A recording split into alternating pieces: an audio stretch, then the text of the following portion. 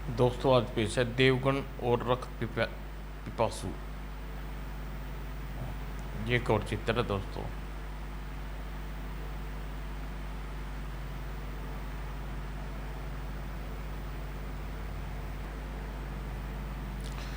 रामनगर के उत्तर में बसा मरघट आदिवासी क्षेत्र अपनी लोक कथाओं और लोक नृत्य के लिए सारे देश में प्रसिद्ध है। यहाँ का मौसम विदेशी पर्यटकों के लिए स्वर्ग जैसा माना जाता है। इस क्षेत्र में अनेक स्थानों पर पर्यटनकारियों में आने वाले लोग अनायास ही आकर्षण करते हैं। एक अंधेरी रात में प्रिय कितना सुंदर मौसम है। हाँ प्रिय, बस अभी किसी गेस्ट हाउस में चलते हैं। सिमलांगो कितनी दूर रह गया वह? यहाँ से 15 किलोमीटर दूर। क्या तुम्हें 1 घंटे में आऊँगे? हाँ प्रिय।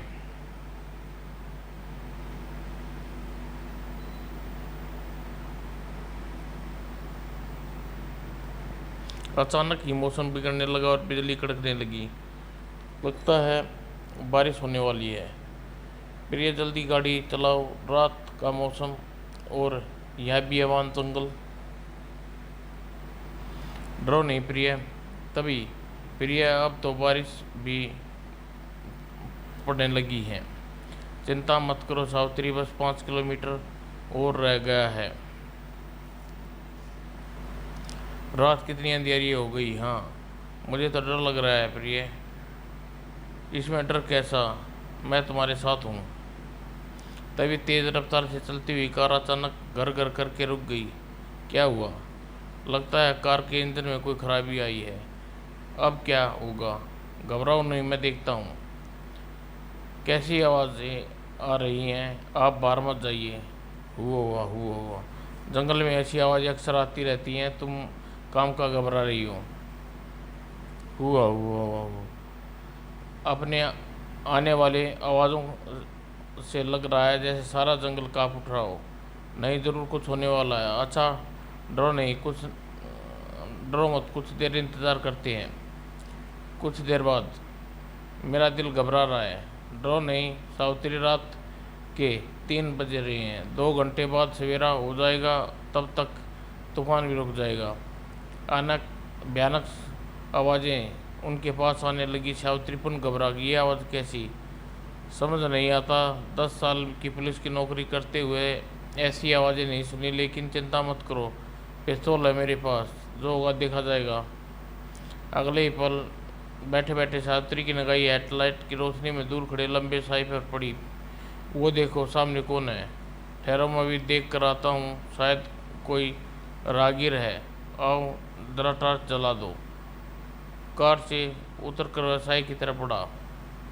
जैसे साई के मुंह पर टॉर्च की रोशनी पड़ी, घुर्र। कौन हो भाई? उफ, इतना भयंकर चेहरा, कौन हो तुम? हुआ।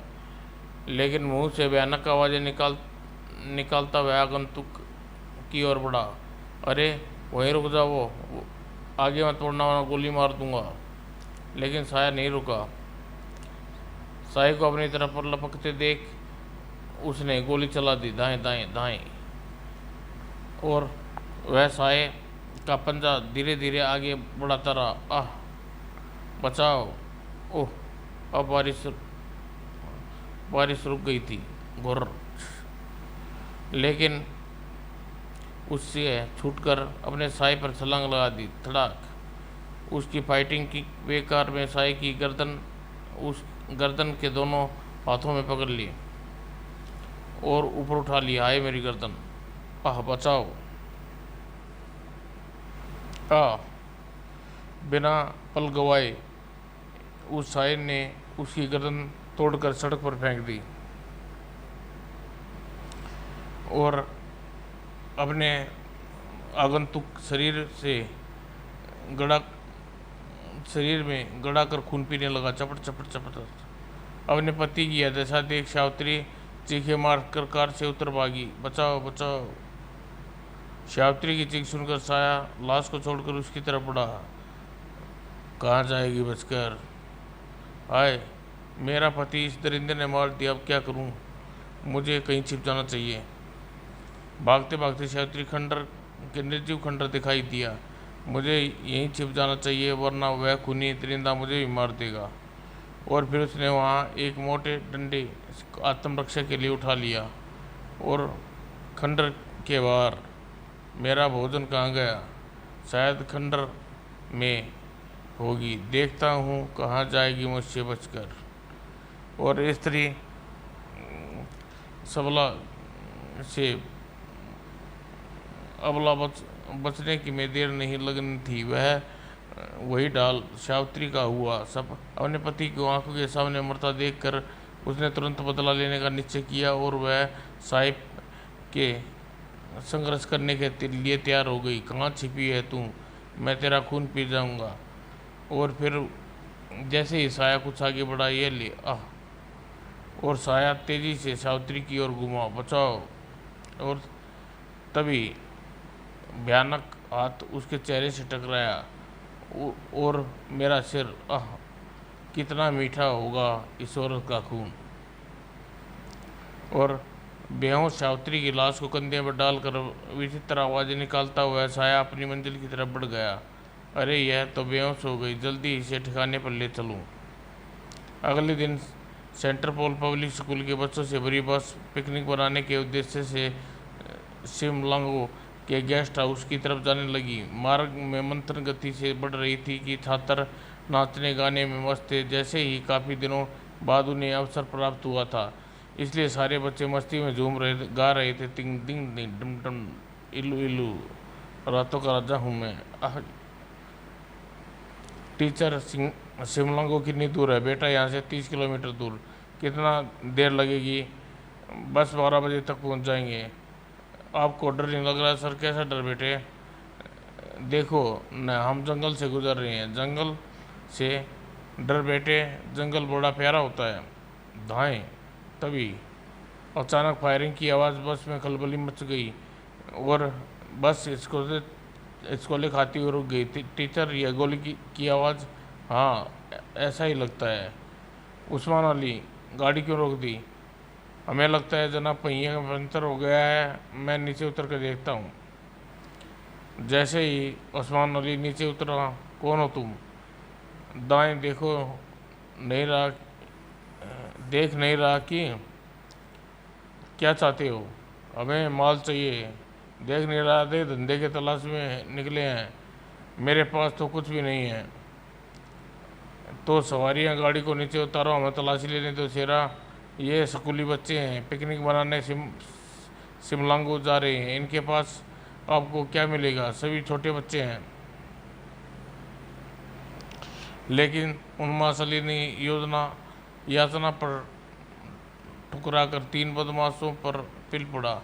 रामजादे हमसे बहस करता ले मजा चक। मुझे मत मारो, मैं मर जाऊंगा, और मुझे बचाओ। ओ खुदा के बंदे, इस जंगल में कौन है तेरी मदद करने वाला? या खुदा मेरी मदद कर। उस्मान अली को बंदूकधारी से पिटते देख बच्चे चीखने लगे, बचाओ, मत मारो, छोड़ दो अंकल ने। शोर मचा। शेरा, मज़ा आ गया। ये बच्चे बड़े अच्छे हैं, परिवारों के लगते हैं। हम इनका अपहरण कर लेंगे।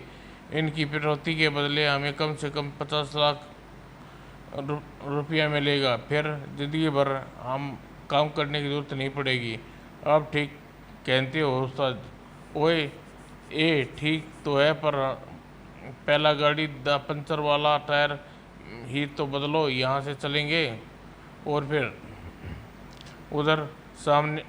इधर सामने वाली दूसरी सड़क पर विद्युत गति से साइकिल उड़ी चली आ रही थी। सवार था देवगन खतरे को दूर से भाप लिया और टायर बदलते बदमाशों को अपनी मोटरसाइकिल से कुचलता हुआ आगे निकल गया। आए मरा रे, और पुन पलटा। ये कौन भूत आ गया? अगले ही पल मार डालूंगा, छोड़ूंगा नहीं आरामजादे। देवगन के हाथों बदमाश को पिटता देख, वाह यंग मैन, मारो इन्हें। हाय सुपर हीरो, छोड़ना मत इन्हें। उस्मान अंकल को बहुत मारा, मारो भड़ाम, जाने नहीं दूंगा। हाय मेरा सिर, भागो जगह भागो, भागते कहाँ हो, पहले अपनी खातिर तो करवा लो। और बदमाशों को पिटता देख बच्चों में भी जोश आ गया। बच्चे नीचे उतर कर वे बदमाशों पर टूट पड़े। डिशूं, हाय मरा, डिशूं, आ मर गया रे। जाबाज मेरे, शाबाश मेरे जाबाज बच्चों, मारो इन्हें, हमें माफ़ कर दो हीरो। हीरो नहीं बंदे देव को देवगन कहते हैं। देवगन हाय मरा, देवगन जिंदाबाद जिंदाबाद। कुछ देर बाद चारों बदमाश जमीन पर लुढ़ के लंबी लंबी सांसें खींच रहे थे। बच्चा लोग, तुम जा कहाँ जा रहे हो सब? बेटे बेटे देवगन, हम पिकनिक पर बच्चों के साथ शिमलांगो ले जा रहे थे। तभी बदमाशों ने टायर पर गोली मारकर हमें रोक लिया और उस्मान अली को बहुत मारा। लगता है ये लोग हमारा किडनैप करके फिरौती मांगना चाहते थे। लेकिन तुम यहाँ कैसे प्रकट हुए बेटा? मैं दूसरी सड़क से गुजर रहा था कि मैंने फायर की आवाज़ सुनी। सोचा कोई जंगली जानवर का शिकार कर रहा है, लेकिन जब इधर आया तो यहाँ का नज़ारा देख मैं तुरंत समझ गया यहाँ क्या हो रहा है। खैर अब आप बेफिक्र होकर जाइए, इन बदमाशों को बड़े घर पहुँचा दूंगा। और सेठ जी सब बस में सवार हुए। टाटा बाय बाय बच्चों, बाय अंकल, बाय हीरो। और बस के जाने के थोड़ी देर बाद रंगा बिल्ला शेरा जग्गा, आओ तुम्हें तुम्हारे माता श्री के दर्शन करा लूँ मतबल जेल के। क्या जेल? क्या होगा? पुलिस विभाग को सारा शहर पुलिस को उंगली पर उंगली उठा रहा है और आप लोग क्या सो रहे हैं? सर हम पूरी कोशिश कर रहे हैं, हमारे सारे शहर नाकाबंदी कर रखी है, अपराधी बचकर नहीं जा सकता। मिस्टर जोशी, मरगट के जंगल में मिली सिरकटी लाश के बारे में क्या जानकारी मिली है, मुझे बताओ। सर वो किसी जानवर का काम लगता है या फिर हम उसकी जांच करा रहे हैं। एक माह यह सिलसिला चल रहा है और अब तक करीब 40 लाशें मिल गई जिसका गोश्त जंगली जानवर द्वारा खाया गया है। क्यों जोशी? Yes sir. तुम्हारी जांच में ये एक अवगुण है। अगर ये जंगली जानवर का होता तो क्या सभी लाशों के सिर कटे हुए मिलते? ज़रा सोचो, कौन ऐसा जानवर है जो सभी लाशों के सिर काट कर उसका मांस खाता होगा? यह ज़रूर कोई बहुत बड़ा षड्यंत्र है। तुम स्वयं जाकर तफ्तीश करो। ठीक है सर, मैं जांच दल का गठन करूंगा और शीघ्र इस कार्य से निपटाता हूँ। और हाँ, कल देवगन द्वारा किडनैप पकड़े गए थे वे, उनकी जानकारी मिली आपको? सर वे जेल से भागे हुए कैदी थे, उन्हें फिर जेल भिजवा दिया गया है। अगर कल वहाँ देवगन नहीं पहुँचता तो यह नया तूफान हमें झेलना पड़ता। खैर इन सरकटी लाश का क्या रहस्य है, इसकी पूरी जानकारी मुझे कल तक मिल जानी चाहिए। आप निश्चिंत रहें सर, आपको कल तक शुभ समाचार मिल जाएगा। और मीटिंग अंत हुई। ओके, अब आप अपने अपने क्षेत्र की चौकस रहें, किसी तरह कोई दबाव महसूस न करें, स्वतंत्र होकर काम करें। Okay sir, thank you sir.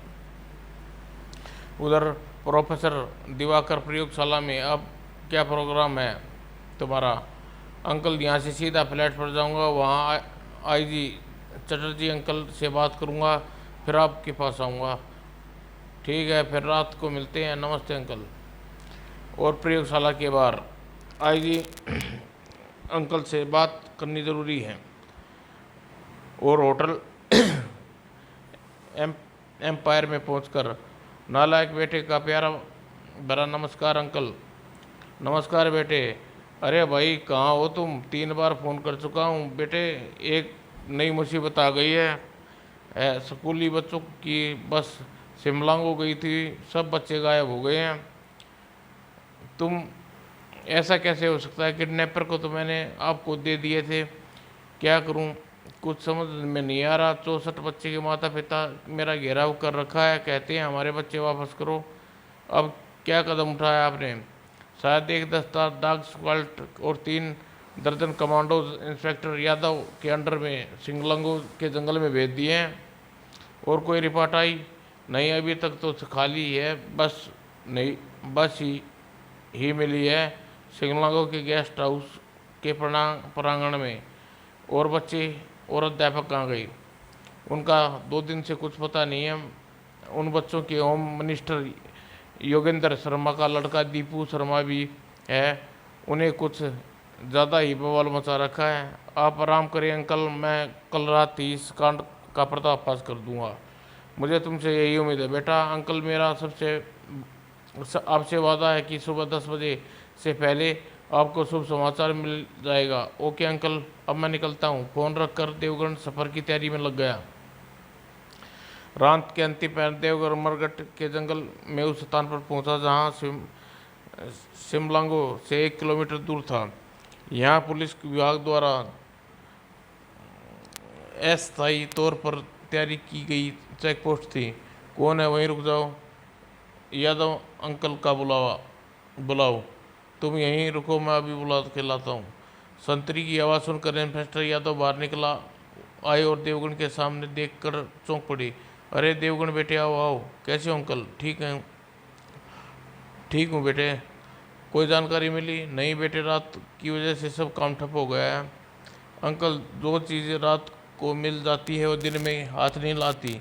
बेटा, अपना अपना तरीका है काम करने का। ठीक है, मैं चलता हूँ। अगर आपको मेरी ज़रूरत पड़े तो ट्रांसमीटर पर संदेश देना, ठीक है? दिन निकलने में अभी 1.5 घंटा बाकी है। तब तक मैं यह सारा इलाका छान लूँगा। ठीक है, तब तक मैं डॉग स्क्वाड एवं जवानों को तैयार कर दूंगा। ठीक है अंकल, मैं चलूँ। ओके। अभी वह खंडर के पास पहुंचा था, भयानक आवाज़ें आने लगी। अच्छा, तो यह चक्कर है, मुझे जल्दी वहां पहुंचना चाहिए। सीढ़ी चढ़कर वह उस स्थान पर पहुंचा जहां सिरविहीन लाश पड़ी थी। ओह, कितना भयानक दृश्य है! कहीं यह लाश उस्मान अली की तो नहीं है? मुझे निरीक्षण करना चाहिए।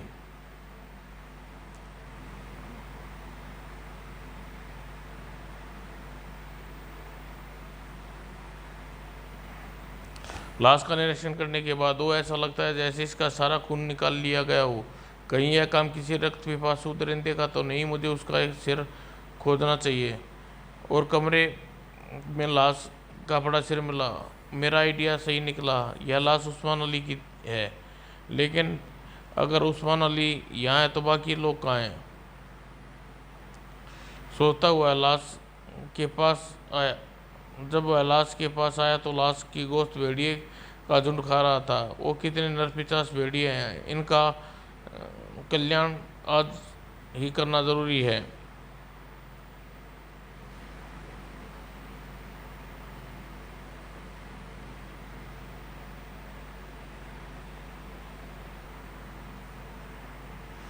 लेकिन इससे पहले कुछ कर पाता, 2 भेड़िए ने उसे छलांग लगा दी। लेकिन याहू याहू, धड़ाम धड़ाम। इस बीच बाकी भेड़ियाँ वहाँ से भाग गई। देवगन ने ट्रांसमीटर पर संदेश दिया। Hello, 101 zebra cross air. संदेश नोट करो। यहाँ से पूर्व दिशा के खंडरों में ड्राइवर की लाश है। आप तुरंत यहाँ पहुँचे। बच्चे की तलाश में जा रहा हूँ, ओवर एंड ऑल। और संदेश देने के बाद हुआ मुझे इस आवाज़ के पीछे चलना चाहिए। ज़रूर इसी में मेरी मंजिल छिपी हुई है। हुआ आवाज़ नज़दीक आती जा रही है। कुछ देर चलने पर रोशनी दिखाई देने लगी। भयानक आवाज़ें और नज़दीक आने लगी। लगता है यहाँ वह रोशनी वहीं से आवाज़ आ रही है।